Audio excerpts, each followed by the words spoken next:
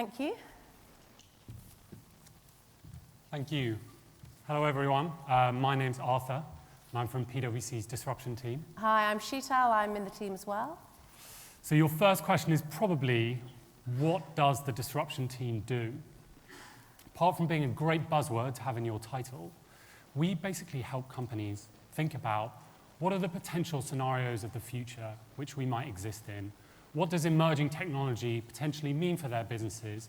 And more importantly, thinking about what happens when you collide those emerging technologies with things like climate change, or populism, or urbanization even. What happens when they maybe amplify each other a little? And that's kind of what we're planning on doing with you today, is thinking about how do we hypothesize on this? And when we're thinking about this, everyone tends to think about a future which they have in their head. So that's that future where you hopefully pay your mortgage off in 30 years, where our kids get into the job we want them to get into. And more importantly, for any of the company owners out today, that hockey stick graph, which you probably have at the back of your investor deck, actually pays off. And that's the key thing we're thinking about today, is challenging that assumption that the future might not look entirely as we think it might. And we do that through thinking about two key metrics. The first is that of innovation. So if we think about innovation, we can either go towards kind of the Uber Elevate scenario where we've got flying cars and AI-driven everything, or we can regress a little where the GPS satellites suddenly come out of commission, and maybe the World Wide Web is not quite as worldwide anymore. So that's the first matrix.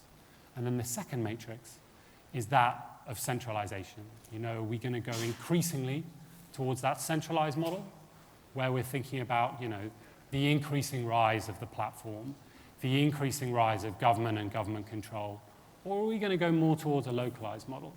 And if we could get the slide up, hopefully. There we go. Amazing. So this is where we see four potential scenarios of the future. And it's this first scenario, this one in the top right, which I'd like to talk to a little bit. So, rise of the machines. This is the city of the algorithm. This is the AI-driven, machine learning-enabled, big data-focused city where everything in the world is automated. This is actually, from a real estate perspective, potentially Project Cyborg in Toronto, which Google is pioneering. This notion that everything you do will be tracked by an IoT device, that everything you say will be tracked on social media. And why are they doing this? Well, maybe it's to help harness our energy consumption, or maybe it's to sell you better advertising. Who knows? And where do we think this is going to happen, really, is thinking about, okay, so if we innovate on that one level from a technological purpose, this is what it potentially could look like. But also from a centralized purpose, what does that look like in today's world? So let's think about China, for example, which is, has anyone heard of the social credit system? Yeah? So this is the notion that everything you do, everything you say, whether you cross the road illegally or you interact with someone on social media in a way which is not deemed appropriate, will be scored based on a central scoring system. And this scoring metric will allow you to do things like book trains, or in the case of 17 million people last year, not travel at all outside of China. So this is that highly centralized, technology-enabled, highly innovative model. And what do we think might that look like? Well, we spoke to a couple of the city planners from Singapore a few months ago, and they've got a model which they think might happen. So first, as we've spoken a little bit about, there's automation. So this is where Dubai by 2025 is predicting that it will 3D print 25% of its buildings. What do the builders do? Then you go to Uber and their IPO last week, where they were talking about autonomous vehicles being the future of their company. Well, what do the taxi drivers do? And this is that key thing. What do we do when we automate out our jobs? And this is where Singapore's started to think about UBI. And you see this in some of the Scandinavian countries that are already being pioneered. The universal basic income, the idea that we no longer have work to do, therefore the government pays us to basically not work.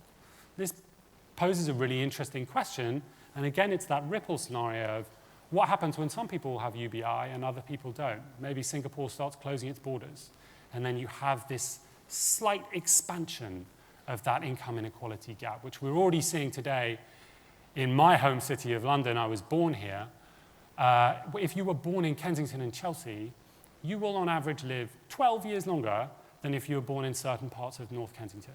And this is in a situation where we all have equal access to the NHS. And it's just some of these weak signals we already see within our environment where we think things might be starting to move from that rise of the machines more towards global rationing. So building on from what Arthur said, taking the rise of the machine scenario and thinking about some of the knock-on impacts of that, let's look at global rationing. So automation, we've heard a lot about it. The Oxford Martin School, in a now famous study, Frey and Osborne a few years ago, predicted that 47% of white-collar jobs will be lost by 2035. Now, PwC has since done some research on that that's saying it's probably nearer 30%. Either way, these numbers are significant. Now, you could argue that we're not going to see these levels of tech-driven unemployment because the digital revolution is going to create as many jobs as it destroys, which might happen, but it might not. And the flip side of that is that we do know right now there are a number of jobs that are kind of require low levels of education that are at risk of automation. And if we do see large levels of tech-driven unemployment, then we begin to see some knock-on impacts of that. Knock-on impacts such as deflationary effects, and knock-on impacts such as a decrease in disposable income in society, in consumers. And where we've got a mass economic model right now, which is really based on high volume, low value kind of TAT that we all go out and buy, that could begin to get affected. So if we take a sector like flights, a short-haul flight, say from London to Lisbon, on average, the profit of that journey is about £550. Not much. It takes 2 or 3 customers, just a drop in 2 or 3 customers to make that not profitable. And we've seen it with the collapse of airlines like Monarch and more recently BMI. We take the high street. What's the impact of this on the high street? In a scenario where you've got high levels of both personal and corporate debt, an increase of just 0.5% in interest rates could render a third of SMEs exposed, unable to service these debts. And then compound onto that the impact of tech. So, the fact that drone delivery or augmented reality make it easier for us to shop online. Not that it's not already easy. And then compound onto that the impact that flexible working, remote working could mean in terms of where we're placed. And all of a sudden, the collapse of the high street could become a reality. And we've seen these trends happening already with the move towards kind of mixed real estate options. If we take another big trend right now around demographics and aging populations, a woman born in Japan, the US and Germany, right now, a woman born today has a 50% chance of living to 100 years old, compared to a woman living in those countries today who's 100 years old, who only had a 2% chance when she was born. So this impact of aging society, what's that going to do on already a housing stock that we know just isn't sufficient to meet current demands? And then compound onto that advances in things like gene editing and this lifelong kind of pursuit for longevity and living for longer. We begin to see huge levels of inequality, and the impact of that, look at the rise of populism right now, the impact on taxes, whether it's mansion taxes or taxes for foreign investors, could become quite significant. So this scenario, global rationing, is kind of similar to what we know now, but it's fraying around the edges. Yeah, so let's delve a little bit deeper into this fraying. And you're probably now thinking, it's Tuesday morning, it's this awesome Future of PropTech conference. Who are these harbingers of doom who are starting to talk about these potential scenarios of the future? And sadly, it's going to get a little bit worse before it gets better. It does get better, though. So bear with us for a couple of minutes. So this third scenario, which I think is really interesting, is where all of these things kind of collide and combine, and then you think about, we just talked really about kind of automation and a certain level of demographics. But let's kind of factor in a couple of other key macroeconomic trends which we know are going to happen over the next few years. So let's move 4.9 billion people by 2025 into Asian and African megacities, just the cities in Asia and Africa. What does that mean? That means 200,000 people are moving to these cities every day between now and 2025. And I Googled this last night, actually. That means the whole world in 1986 basically lives in just cities in Asia and Africa. So what does that mean for us? What does that mean for our property? And what does that mean for those cities, number one? And number two, what happens if you collide this with climate change? So Cornell just did a study which suggested 1.5 billion climate refugees by 2050. So what does this mean? This means you've got these kind of dual effects of urbanization, kind of pull away from the countryside, and also climate change, so potentially pushing people towards a certain fewer number of cities. What could the potential impact be on their cities? How are we engaging our businesses to respond to that? But also, where are we seeing that right now? So I think to a certain extent, we're seeing that on the outskirts of Naples, and we're seeing that on the outskirts of Paris. And Sheetal talked about that notion of the fraying edges of society, but those fraying edges of society where the government retreats a little. They maybe don't have enough money anymore because taxation isn't pulling in. And what does that happen? You have this notion of the survival of the fittest. But we hope you're going to be part of this solution, that isn't necessarily the outcome. It's not. We have a fourth scenario. We promised you there's an upside. There is an upside here. This scenario we call local hero. And what we mean by that is that it is highly innovative. We embrace technology in this scenario, but we don't do so in a centralized manner where there's a dominance of platforms, the dominance of the Google, Apple, Facebooks of this world, and the algorithms are held in the hands of a few. No, it's not like that. It's in a decentralized, distributed manner where the power is actually put back into the people's hands to help solve these problems. So in our local hero scenario, examples like Apis Core, who can 3D print a house in 24 hours for just $8,000. Examples like, one of my favorites actually, Harvard University, when they launched their MOOCs, their massive open online courses, within just 2 weeks of launching their MOOCs, the number of subscribers to their services was greater than the number of people that had been through Harvard since its foundation. Examples like HomeShare and other platforms that tackle the issues of loneliness, especially amongst elderly populations, where we know that loneliness can have a direct impact on disease rates and also reduce longevity.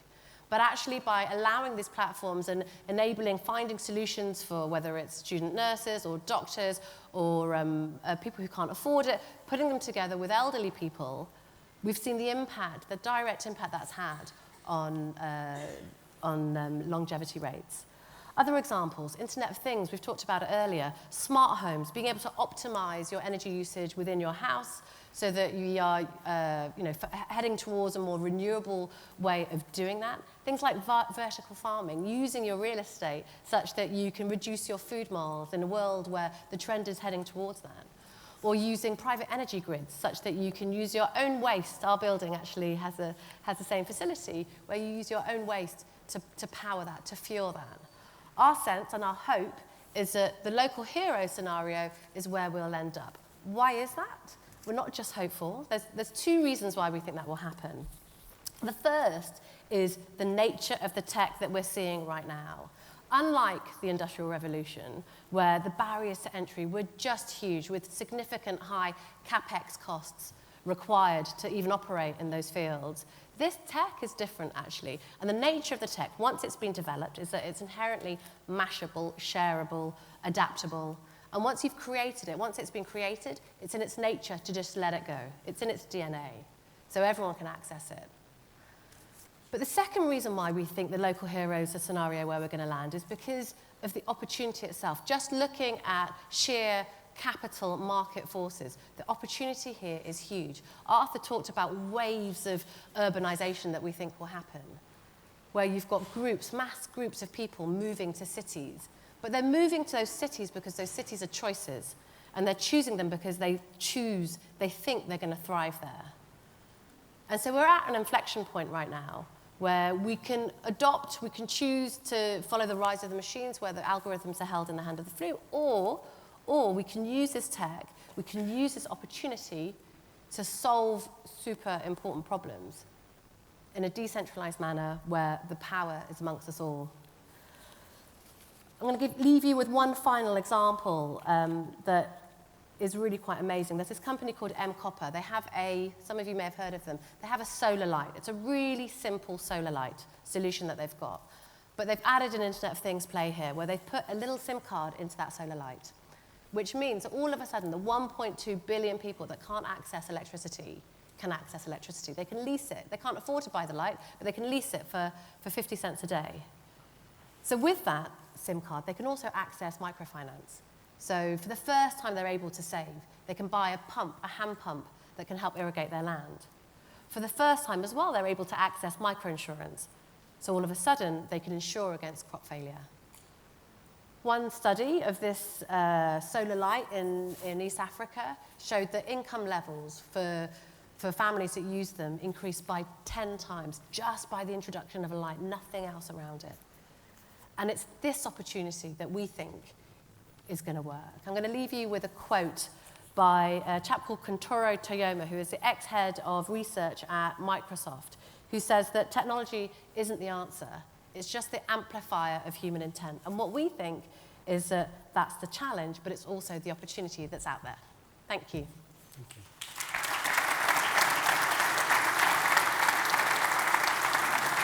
Would you do questions?